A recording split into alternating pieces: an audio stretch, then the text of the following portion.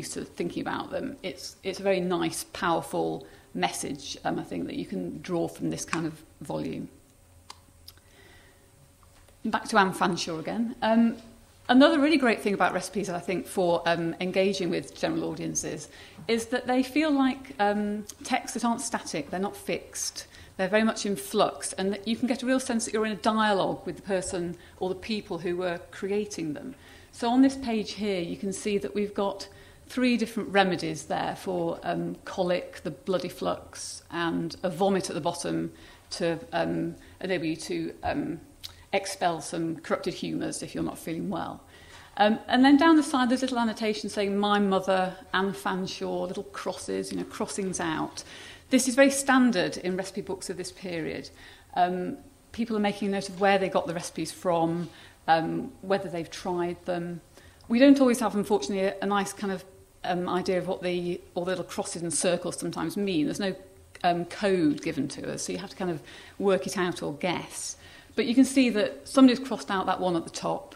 There's probably another recipe for that particular condition elsewhere in the volume, which perhaps has been allowed to stay. So you can get a sense of evaluation going on and reciprocity and sort of sharing ideas from this.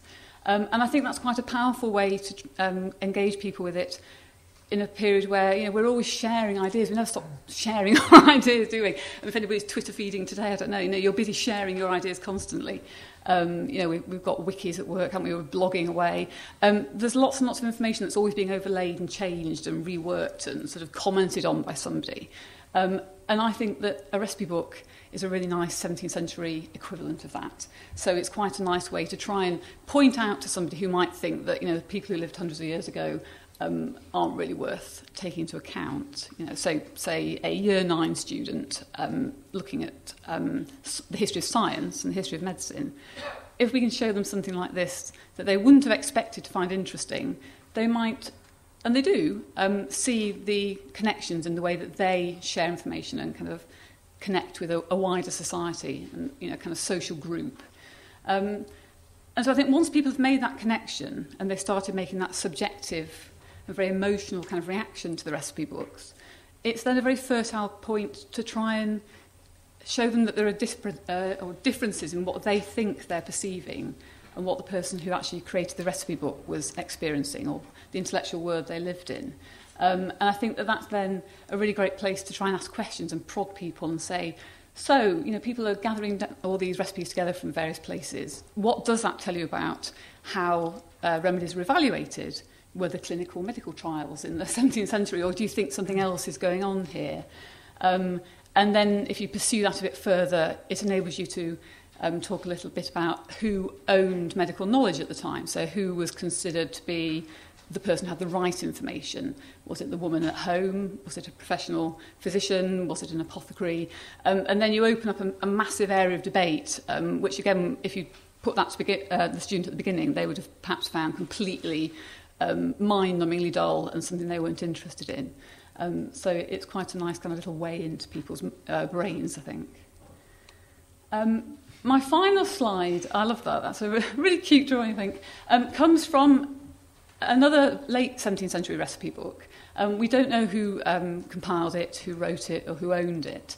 I'm reliably informed by people who know about these things that actually is a 19th century type of dress. So I don't know if anybody here knows anything at all about costume. I assume naively that it was a 17th century woman in the recipe book, but I'm told that it's not by several people, which immediately opens up really interesting questions. Why is a 19th century child, presumably, drawing somebody in what looks like a domestic kitchen type setting, possibly, or in their sitting room, in a recipe book that was created hundreds of years before that? Why is that volume still very much to the fore in their home? What does that say about the importance of the transmission and the retention of these ideas that are in the recipe book?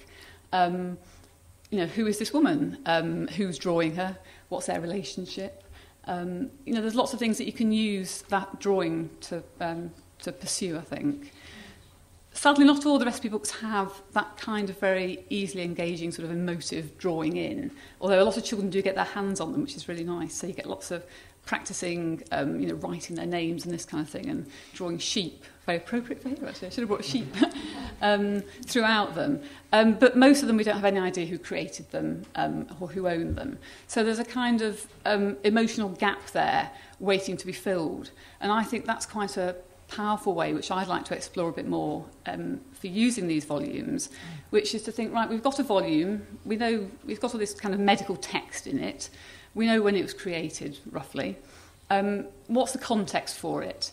We can put it in a social, historical context. We can put it in a kind of gender context.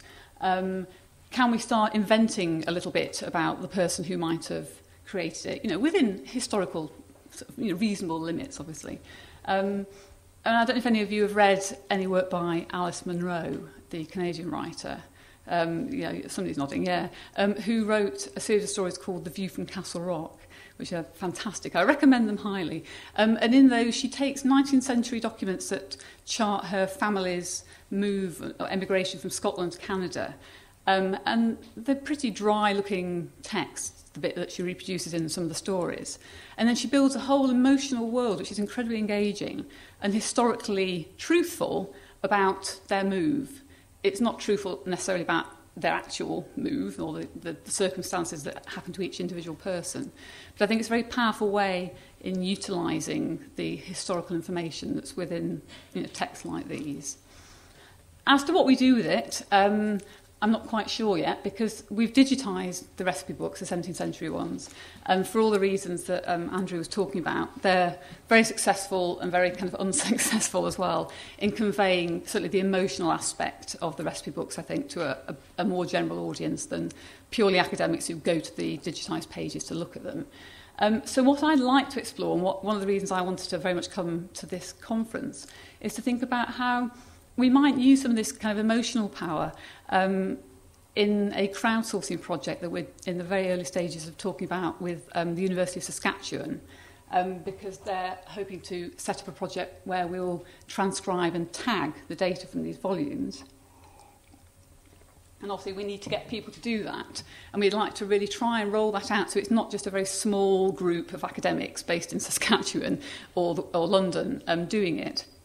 And try and think about ways that we can actually broaden out the content of the recipe books to a much more general online audience, so that they benefit from finding out about the content of them, and we benefit from them developing a relationship with individual manuscripts and the personas that created them, and thinking of ways that we can reward that relationship for them. As I say, I have no idea quite how I do that, so hopefully tomorrow we can think about more ideas or stick some ideas on the walls for me. That would be great. But just thinking about possibly games or just something that we could do which will enable people to put the volumes in a broader context for the mutual benefit of themselves and us and Saskatchewan. That's it.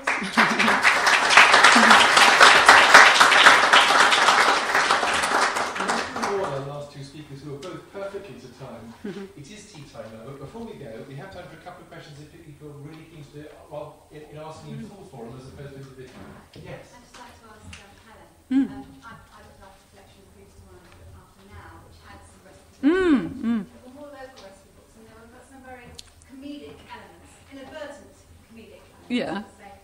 where there was a horse calming liquid, and then after that, the next entry was Gypsy Tan using the horse dropping. Oh, that's a nice one. Gypsy Tan. How they would Yeah. in your particular cookbooks, are they sometimes grouped by Yeah. ingredients, or are they grouped by Yeah. usage? Or It very much varies between whoever was creating them. You can get them very anally sort of organised by veterinary, culinary, medicinal, sometimes by the order of the body, so things for the head, neck, chest, downwards that way. Sometimes it's a complete mishmash, and they can be enormous. They can have huge numbers of recipes in. They're not always indexed or no contents. So actually how people found the information is a really interesting question, and one which people have written quite a lot about. This idea that early modern brains could actually absorb and remember the kind of way things hung together in a different way than we do, because we're very piecemeal and rely on Googling all the time. So, yeah, it very much varies. But you do get some very amusing juxtapositions, don't you? Horse purges is a very common one. And not one to be near when they're applying there. Yeah, exactly.